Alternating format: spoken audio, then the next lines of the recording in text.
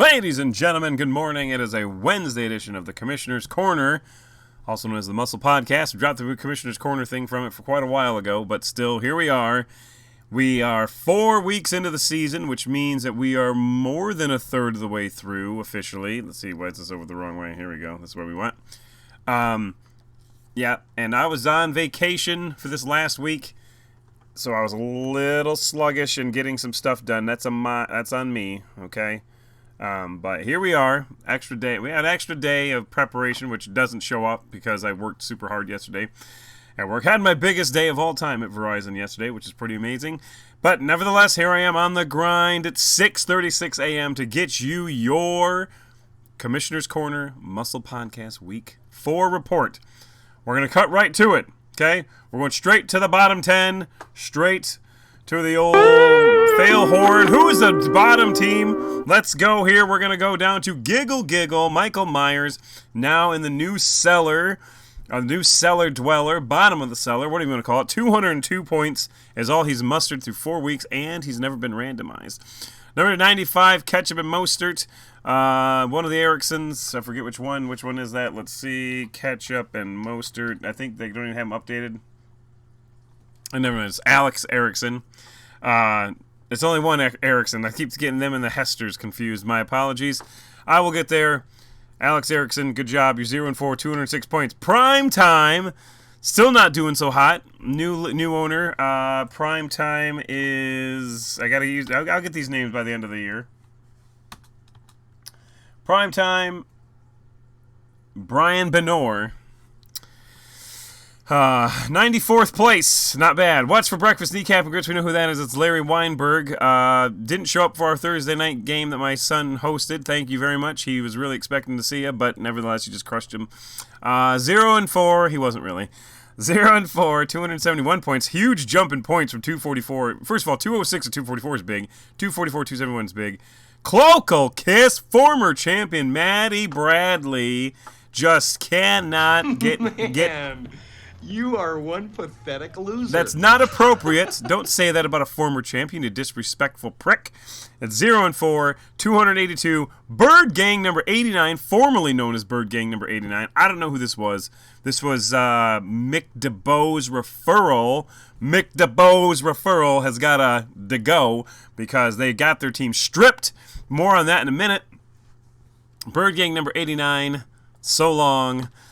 Your Mother Likes My Defense, another former champion. These people have at least won one game, by the way. Your Mother Likes My Defense, by the way, Bird Gang number 89, 187 points. Pathetic.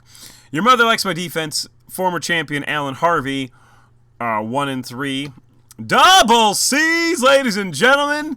Yes, that's right. We're going to talk about this guy in a minute. Codi Cole, finally in the win column. Must have taken all the criticism to heart. Probably not.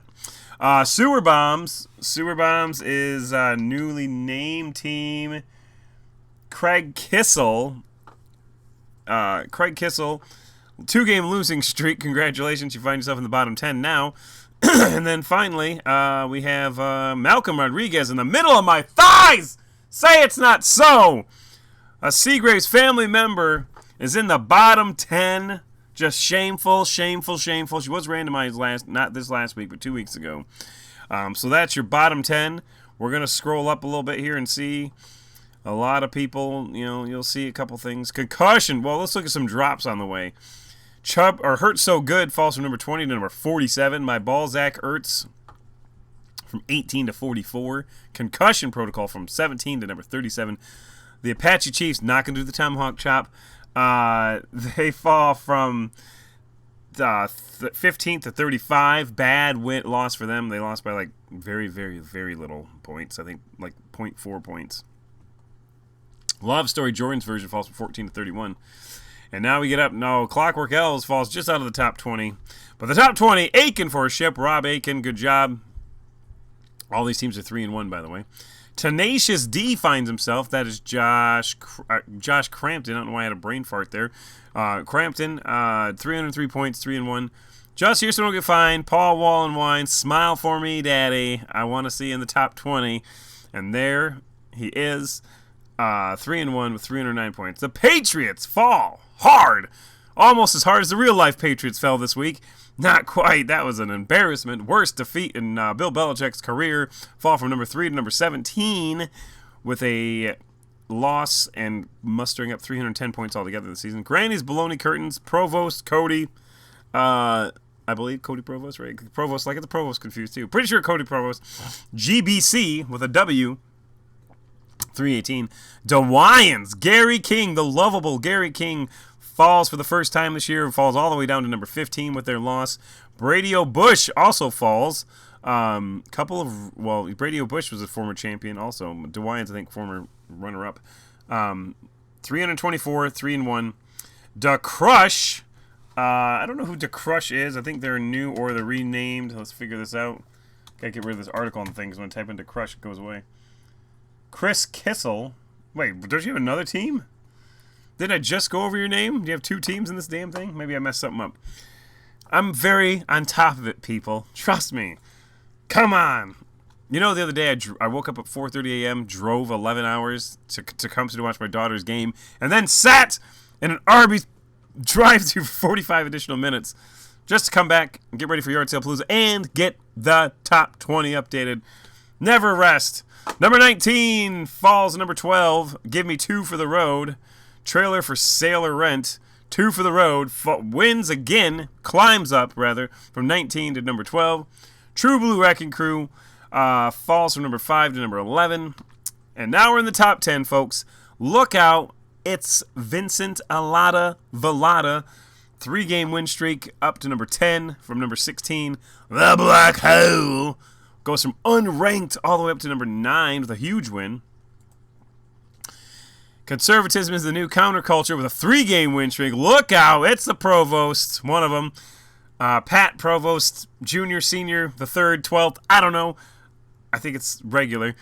3-game win streak, 354 points. Ladies and Edelman has fallen from the number 1 spot, the historically cursed number 1 spot. And although the Patriots did survive for 1 week, I think, and maybe Death for a Thousand Punts did once, but not anymore. Ladies and Gentlemen falls for the first time all year to 3-1. Speaking of Death by a Thousand Punts, I'm not sure how they died this week, but they did die. They fall for the first time this year from number 2 to number 6, which is funny because they were number 2 and the Ladies and Gentlemen was number 1. Now they're above them again because they scored more points. That's how it works. Hanging with Mr. Hernandez. 3 straight victories here. I gotta get this going on here. Hold on one second. I got a message over here. Perfect timing. I love when people message me. Sorry about that. Where was I? Death by a Thousand Punts. Oh yeah, hanging with Mr. Hernandez. Chris Melclory. I don't know how to say your last name. I apologize. 3-game win streaks up to number 5. The Donkey Punchers. Now we're in the undefeated teams. There's only 4 teams left that are undefeated. The Donkey Punchers. Will Green's team, 4-0. Only 311 points, though. It's not that many. Joe Buck yourself. Jordan Craig. Number 8 up to number 3. Will you stop messaging me, people? Sorry. Who the hell messages me at frickin' whatever? What time is it? 6:44. Oh, yeah, weirdos. That's who. So, yeah, he's up forward from number 8 to number 3. 4-game win streak. The Hitman, Rob. If you have pest problems, call Aardvark Pest Control. The Hitman himself. Assassinating bugs and assassinating other teams on the squad in the league here. 4-0. 4-game win streak, obviously. 322 points, barely over Joe Buck yourself. But that means there is a new number 1 team nation. And that number 1 name in the nation is... Suspense? Anyone? 99% luck, 1% heart. All I do is win, Rocky Keeling, first time ever, I believe, being number 1 team. All he does is win. He's got a 7-point advantage over number 2, an 8-point advantage over number 3. So congratulations, Rocky Keeling. You are the new number 1 team in America. So long, fellas. This is what the next subject is. Now we do have tragic news to report here. We're gonna. That's right, folks. It is week 4 And the commissioner rules with an iron fist. We tell you if you get randomized multiple weeks in a row, your team will be stripped from you. And that is what's happened. Bird Gang number 89 showed no interest in the league. He was a new referral. Didn't really submitted one lineup and won, and then didn't submit a lineup for 3 weeks in a row. And Savage, I mean, he was a new owner. You know, sometimes you misfire. Some people don't like the league. Savage FC, however, Patrick McNamara has been in this league a long time. Was randomized 3 weeks in a row. Was warned on this very podcast. Was told. I gave his son to deliver a message to him. He's hiding out in Mexico for whatever reason, probably because of the illegal stream boxes. We don't know. Apparently he doesn't have internet. He might be in the caves of Afghanistan for all we know now. But Patrick McNamara loses his team. So he might be back. I don't know what's going on. But he is legitimately out of the country. But bottom line is the show must go on. The league must go on. The league cannot suffer because some guy is out gallivanting around in foreign nations on some 40-foot yacht. Probably bigger than 40 foot. I don't know. He's like some Russian oligarch. They definitely have bigger than 40 feet. It's like, I don't know, it's the size of a kitchen table, I think. But nevertheless, Patrick McNamara, we're going to miss you, you know, but got to do what we got to do. So that brings in 2 new owners. So, yes, indeed, breaking news. We have 2 new owners in the league here. I'm not sure where this is going, but let's look here. We have Joel Bills, first and foremost, coming over. I don't know how to spell Joel, apparently. I should have had this set up, but I didn't. Joel Bills, this is him, in case you don't know him. Great guy. His track record speaks for itself. He's won the IFSC, our original fantasy football league that we've been in since forever. And he's, you know, seasoned owner. Taking over one of the teams. We did a draw for straws. He got the 2-2 team, formerly Savage FC. And then the other new owner is a guy named Chris Wallace.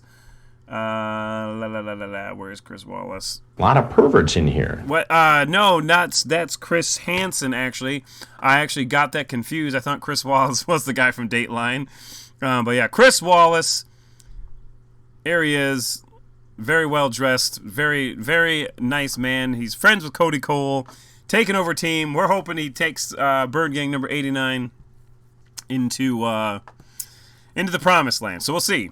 You know, so those are our 2 new owners. Welcome them. I'm going to add Chris there to the page here in a little bit, to the Facebook group. But taking over, and I Googled Chris Hansen sound clips, and that's what I got.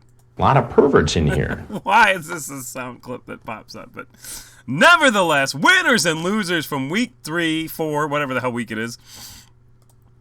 Here we go. Winner number 1. Let's see. Let's uncover it. The Detroit Lions defensive winner for me. Just killed the Packers in every sense of the game. Made Jordan Love look a complete amateur that he is. They were just dominating that team 27-3 at halftime. Of course, the NFL tried to make it interesting by, you know, just allowing them to play with 0 seconds on the clock and further stuff. But the Lions, they don't care anymore. They're done being the same old Lions. Loser of the week, James L. Seagraves. This is me here. Okay, so I was at this music festival this last weekend, right? Well, you know, man, I was, you know, not really on top of things. I was all over the place. And so I submitted my lineup at, like, I don't know, 8:50 or so. It was right before the infamous London debacle of the Toy Story programming. What the hell was up with that anyway? It was the weirdest and stupidest thing ever. And, of course, I made Cassandra watch it for about 30 seconds until it was so glitched out. It was crazy.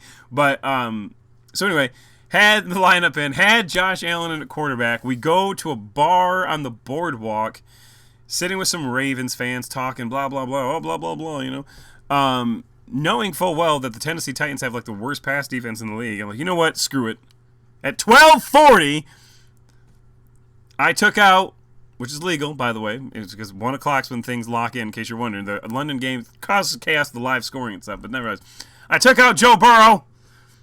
Or I took out Josh Allen, put in Joe Burrow, and that was a huge mistake. Josh Allen threw for more touchdowns than I think Joe Burrow scored points. It was crazy. He scored 5 touchdowns. I think Joe Burrow scored 3 points.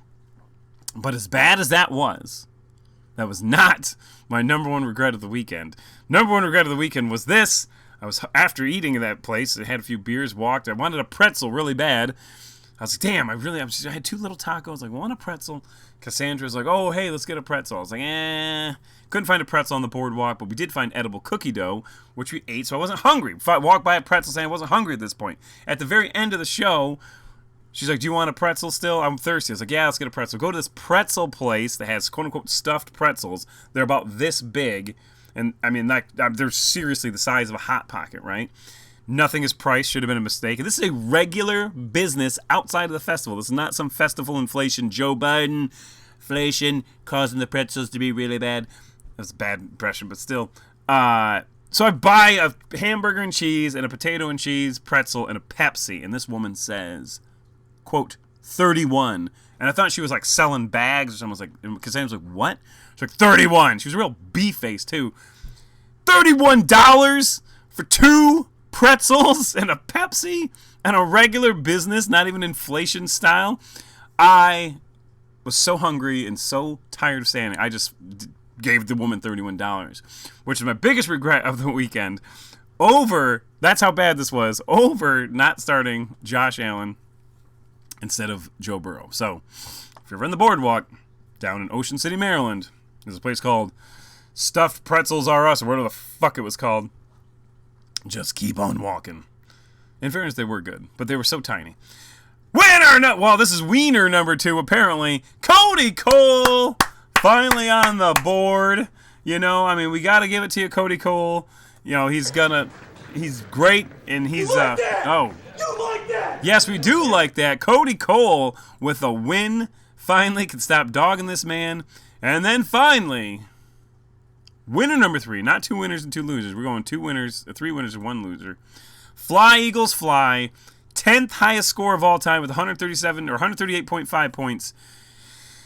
I will say I'm a little buzzkilled about this one because he had every opportunity to beat the record. He did. He was at 135 and he had 1 player to play. The all-time record, in case you don't know this, you can actually go here. Well, you can't see what I'm doing now, but let's adjust this up so you can see what I'm doing here. Oh, no, never mind.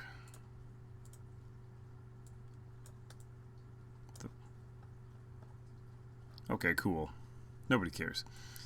If you go up to the top, you can actually see there's a thing called League. You go to All Reports. This is pretty cool, by the way.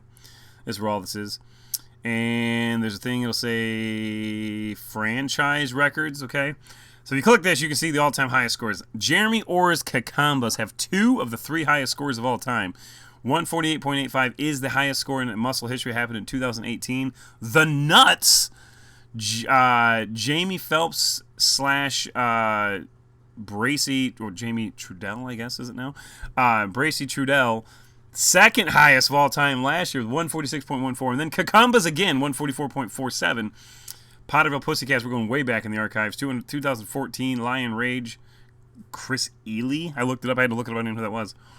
These are all the points. And then you can see Fly, Eagles, Fly, making it in the top 10 of all time.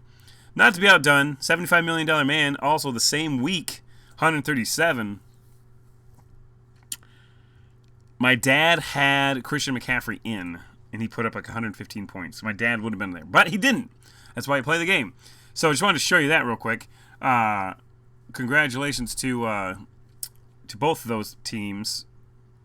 Mick DeBow, great at 7-minute lineups. Maybe not so great at recruiting people to the league because it got stripped, but still. Conference look. Let's take a look and see where we're at here. We are a third of the way through the season. I mean, you can't really divide 11 by anything, so whatever. The Lebowski Conference, we have 4 teams that are 3-1. Number 11, number 13, and then you have Do You Even Swift Bruff and You're in Trouble. 4 teams, 3-1, vying for that. A lot can happen there. 4 teams at 1-3, so will be it. Kirk Lazarus Conference, same thing. 4 teams at 3-1, 2 teams at 1-3, and then 1 team at 0-4. Maddie Bradley's Colloquial Kiss. So these 4 here. Number 14, Brady O'Bush has beaten some of these people, obviously. Get Off My Lawn, Chad Liske, I don't know. You're as smooth as Tennessee Liske. Yes, that's who said that. Nobody. I'm sitting here by myself. But I don't even know that's how you pronounce your name. All 3-1. Good job to you all. Then we have Ron Burgundy Conference. We have a single undefeated team, 4-0, the Donkey Punches, the Black Hole, and the Nasty Nutria, 3-1. We have 0-0-4 teams in this conference, but we do have 4 teams that are 1-3, including my own squad. Providence Power, thank you very much, Joe Sack of Shit Burrow, for not allowing me to beat Nasty Nutria. She should be 2-2, and I should be 2-2, but God, I'm an idiot. Jeff Spicoli Conference, we have Joe Buck yourself, Jordan Craig, 4-0, but then there are 3-1 teams below them. Larry Weinberg's got to start submitting super lineups because the season's over if you don't, pal. I'm the same way. Then in the Frank Drebin Conference, we have 1-4-0 team, the number 1 team in the nation, 99% luck, 1% heart. Then we have Patriots, number 17, and Digger Phelps, Andy Plum, who was randomized in week 1, don't forget. Somehow, I don't know how that happened. No, he wasn't randomized in week 1. What am I thinking? That was the Lakers. I swear this guy was randomized at one point. I might be wrong. 3-1, 2 3-1 teams, so this is a little spaced out compared, not such a log jam at the top. Speaking of log jams, look at this one. Brody Bruce, hang with Mr. Hernandez, technically in first place. Ladies and gentlemen, Lada Puka Nakua Matata. This is formerly That's a Chunky from Lunar Diana. Oh. We won't use that sound clip anymore since his team's name's not that anymore, but I wanted to use it one more time. 4 teams at 3-1. 5 teams at 2-2, and then 3 teams towards the bottom, including Malcolm Rodriguez in the middle of the thighs, and whatever. Then look at this thing. This is the craziest conference in the league here. Rod Kimball Conference. We have 5 3-1 teams. We have 3 1-3 teams, 0-4 team. So Gibbs It To Me Baby technically is on top right now, even though he doesn't have the most points. Death by 1,000 points. There's a reason they're number 6. They have the most points. But that also means that between these teams, Super Original, Gibbs It To Me Baby, Tenacious D, they have actually lost to some of them. Super Original beat them, I think, this week, actually. Yeah, I had to have. So, yeah, that's why they're down there towards the bottom. These other teams must not have played each other. And then finally, the Napoleon Dynamite Conference, you have a 4-0 team in the Hitman, Aiken First Ship, and the Clockwork Girls, both 3-1, and then a whole slew of 2-2, 1-3 teams. So, it's early, but you can kind of see, like, this conference here, the Rod Kimball Conference is going to be madness. And Brody Bruce a little bit so, too. There's 4 of those teams, but there's 5 3-1 teams in this conference. That means they're going to start beating up on each other, which means that when we look at we're going to look at week 5 here in a minute. But let's talk points. Probably should have called this Talking Points. Whatever. I'm not in charge of it. Yeah, I am.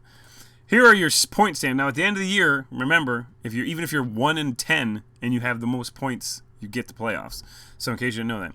Just looking at the points, Bird Gang number 89 just got his team stripped. 187 points. Whatever. He has been randomized multiple weeks in a row, so that's not fair. That is Chris Wallace's team. All I do is win, whoa, shit. Wrong clip. That's fine.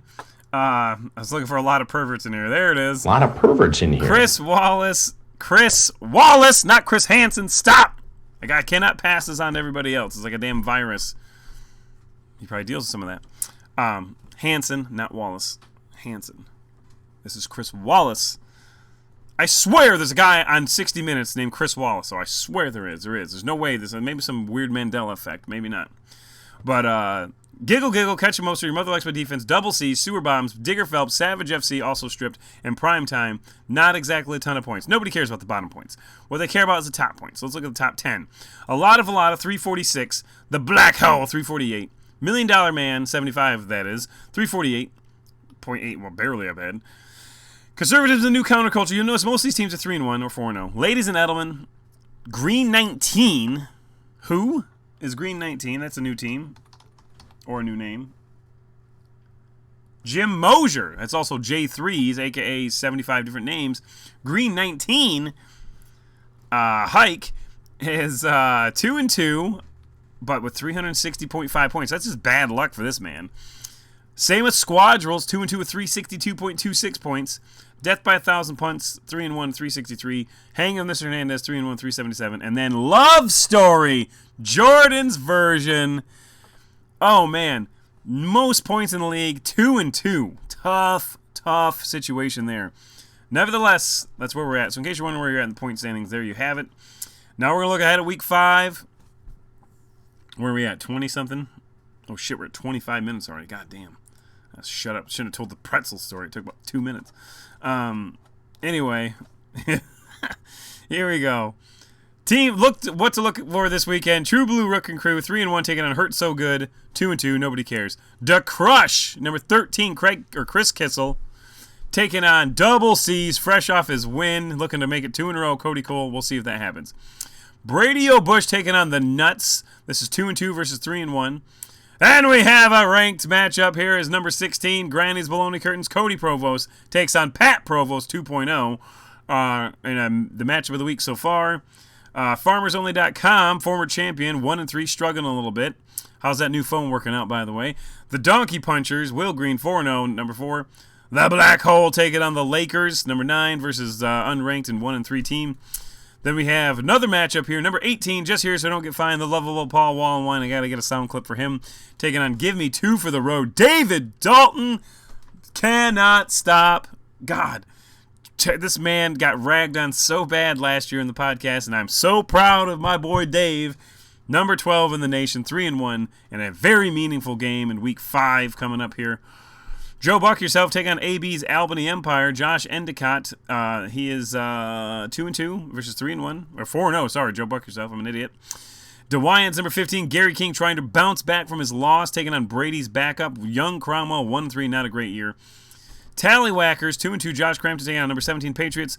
The number 1 team in the nation, 99% luck, taking 1% heart, taking on Hernandez Hitman, not to be confused with the 4-0 Hitman. This is Antoine Bacon's 1-3 Hitman squad. Not nearly good at hitting things, as luck would have it. In fact, my dad said, "What the hell's up with this guy? He's only got 28 points."